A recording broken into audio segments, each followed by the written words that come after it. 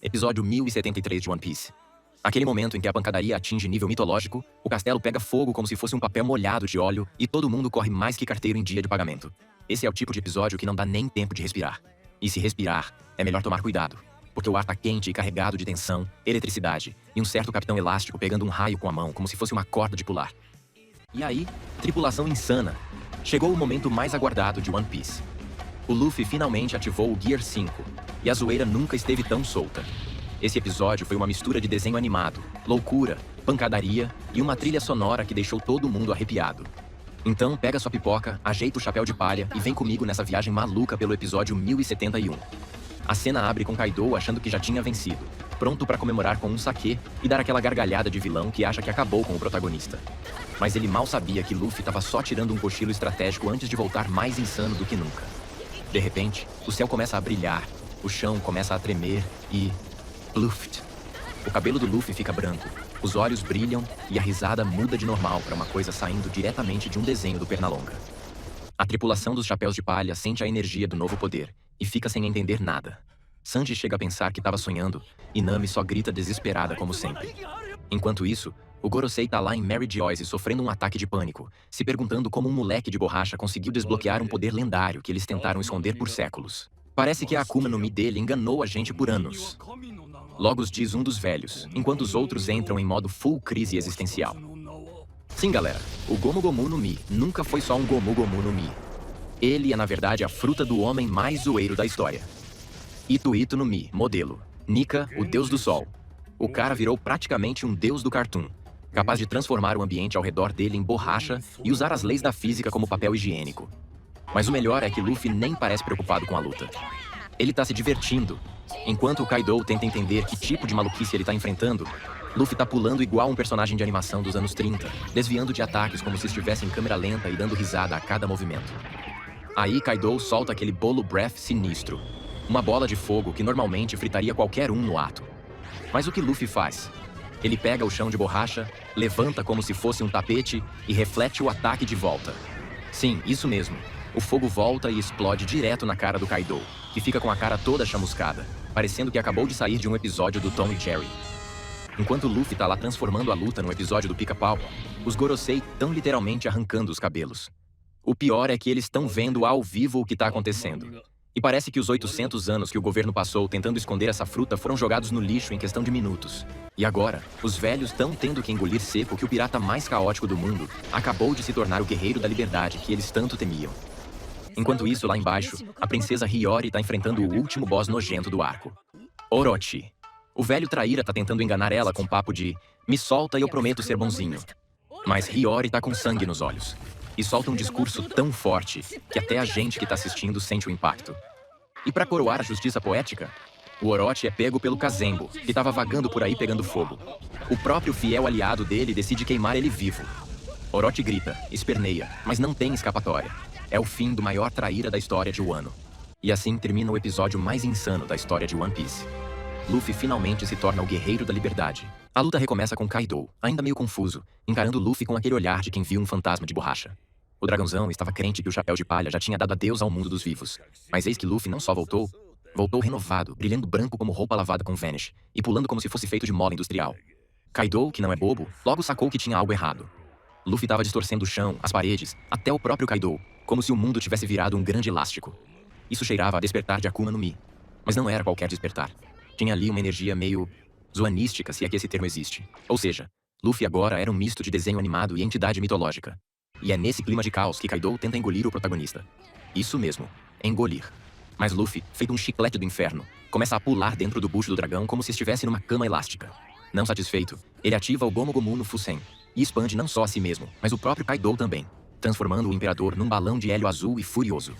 Yamato e Momonosuke assistem aquilo com a cara de quem viu um hipopótamo dançar balé, e ainda fica se perguntando se aquilo era só mais uma forma nova do Kaido.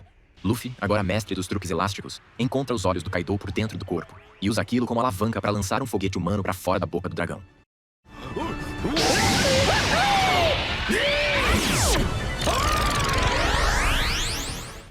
Ele sai voando, desinflando feito bexiga estourada, até desaparecer nas nuvens. Mas é claro que ele volta, e do tamanho de um arranha-céu. Gomu Gomu no gigante entra em cena, e a galera já começa a pensar que o Luffy virou algum tipo de deus. Kaido, teimoso como todo bom vilão de final de arco, dá outra mordida no gigantão. Mas Luffy transforma a serpente em corda e começa a pular corda com o próprio corpo do dragão. Sim, você leu certo. Pular corda. Se isso não é arte, eu não sei o que é. Kaido tenta dar o troco com o bolo Breath, aquela baforada de dragão que parece um Kamehameha misturado com fogo de churrasqueira. Luffy toma o golpe na lata e despenca de novo. Mas o cara gira as pernas tão rápido que sai correndo pelo ar como se fosse o coiote da Looney Tunes em modo turbo. E quando tá quase de volta, toma um golpe insano de Kaido, o Kosanzi Ragnaraku, que enterra a cabeça do Luffy no chão como se ele fosse um prego sendo martelado. Todo mundo acha que foi dessa vez. Luffy começa a reverter pro modo normal, velho e enrugado como uma uva passa que correu a maratona de Boston. Mas mesmo à beira do colapso, ele não desiste. Porque não tem como morrer quando se tem tanta dívida emocional. Ele lembra do Momo, da Tama, do Kinemon, até do Pedro. E com esse combustível emocional, faz o coração bater no ritmo dos tambores do sol. Dum da da dum. E o Gear 5 volta com tudo. Kaido manda mais um golpe com o porrete, mas dessa vez, Luffy não é só atingido. Ele se encaixa no golpe. A cabeça se enrola ao redor do bastão como se fosse massinha de modelar, transformando o ataque numa meia-lua bizarra. Ele sai correndo, tropeçando e gritando internamente, até ser esmagado de novo como um desenho animado que virou panqueca. Mas aí ele usa o próprio chão como estilingue, voa pro alto, bate numa pedra, rebate e volta com os braços girando como hélice de helicóptero. E é nesse clima de insanidade completa que ele acerta Kaido com um soco tão poderoso, mas tão estranho, que parece atravessar a cara do imperador. Kaido desaba, surpreso com o golpe e, vamos combinar, provavelmente com a física envolvida também. Nesse momento, Luffy começa a pensar em como nomear o ataque, porque claro, golpes absurdos precisam de nomes igualmente absurdos. E Kaido, ainda tentando entender com o que estava lidando, pergunta quem ele é afinal. Nesse instante, Zunesha, o elefante gigante que tá ligado nos ritmos do mundo, sente o tambor do coração de Luffy e percebe que aquilo ali não é só uma nova técnica. É o retorno de algo maior. Algo lendário. Luffy então se ergue de novo, com aquele sorriso que mistura loucura com esperança, e solta sua promessa ao mundo. Vai superar tudo e todos, porque seu objetivo não é só derrotar Kaido, é se tornar o rei dos piratas. Lá em cima, no topo do mundo, ou melhor, no topo de Onigashima, Luffy tá naquele momento filosófico de guerreiro de anime, pensando num nome bacana pro seu novo golpe. Sim, porque se é pra detonar o Imperador Kaido com estilo, tem que ter nome épico, né? Enquanto isso, Kaido, feito de puro orgulho e hematomas, se levanta de novo, bufando, mas ainda inteiro o suficiente pra zombar do nosso herói. Ele solta aquele papo de vilão experiente, mas no fundo já percebeu. O garoto de borracha não é mais só um pirata birrento, agora é um renascido. Zunisha, o elefante ancestral do tamanho de uma montanha e com alma de avô místico, sente algo no coração. Aquele batimento que ecoa como tambores sagrados, ritmados com liberdade e caos. É o tal do Drum of Liberation. E ele reconhece isso como sinal de que aquele menino de chapéu de palha é digno. Digno de confiança, de esperança e de muita confusão. Kaido reconhece. Luffy despertou. Não só o fruto, mas um novo estado de espírito. Mas também joga na cara o quanto já perdeu. Subordinados, castelo, sanidade. Mas Luffy, com o coração de borracha inquebrável, responde com ação. Jura que vai recuperar tudo o que foi tomado.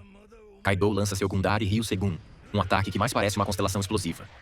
Mas Luffy rebate com socos que se esticam como linguicinha em dia de festa, atravessando o próprio corpo e atingindo Kaido como se fosse elástico divino.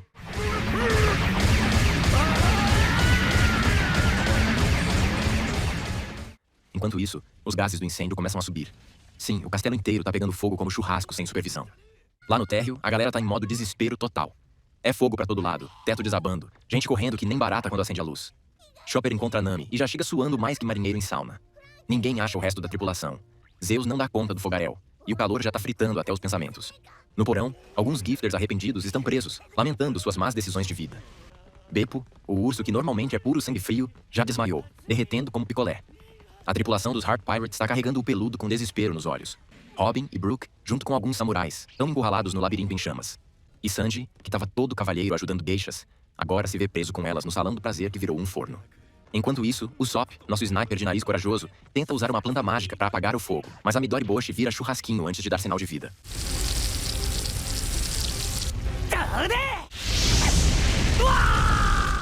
Hamlet tenta fazer o realista, mas o Sop tá movido por promessa de honra. Ele quer salvar Kinemon e Kiko, como prometeu a Izo. Lá na torre do cérebro direito, Frank tá com Zoro desmaiado no ombro, parecendo um entregador de samurai inconsciente, tentando achar o Chopper enquanto é seguido por um grupo de gifters que agora torcem pro lado certo. Aí, finalmente entra a redenção. No quarto andar, Raizo e Jinbe dão início ao plano banho de elefante. Porque veja bem, Raizo teve a brilhante ideia de armazenar em seus pergaminhos a água que Zunesha usou para tomar banho em Zou. Litros e litros de água sagrada, guardados como quem guarda tristeza antiga e promessa de redenção. Ele não podia impedir o castelo de Oden de queimar 20 anos atrás, mas agora ia salvar esse. E é então que ele abre o pergaminho e inunda o castelo inteiro.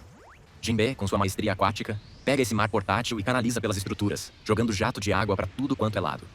Mizugokoro aqui, Kairyu e Ponzeoi ali, e de repente, o que era inferno vira enchente. O fogo é apagado num piscar de olhos, e o castelo ganha sobrevida. Enquanto isso, Momonosuke tá ali, parado, suando frio, vendo que Kaido tá perdendo força e que as chamas dele, que seguram Onigashima no ar, tão se apagando. Se ele não criar nuvens próprias, a ilha vai despencar com todo mundo dentro. É tipo um deadline com consequências catastróficas. Yamato tenta convencer o garoto, mas a pressão é nível final de prova surpresa. E é nesse clímax que a cena volta pro topo. Luffy. Ah, Luffy. O cara simplesmente agarra um raio do céu. Isso mesmo, pega o raio na mão como quem segura um chiclete elétrico. E se prepara para lançar essa bomba divina em Kaido, que mesmo cambaleando, ainda tem força para encarar o golpe de frente. O céu se parte, o clima ferve, e o episódio termina com o universo inteiro prendendo a respiração. E assim, encerramos mais um episódio insano dessa saga épica. Se curtiu essa zoeira, não esquece de deixar o like, se inscrever no canal e compartilhar esse vídeo com a tripulação. Afinal, a zoeira em One Piece nunca tem fim. Até a próxima e bons ventos nos mares da zoeira.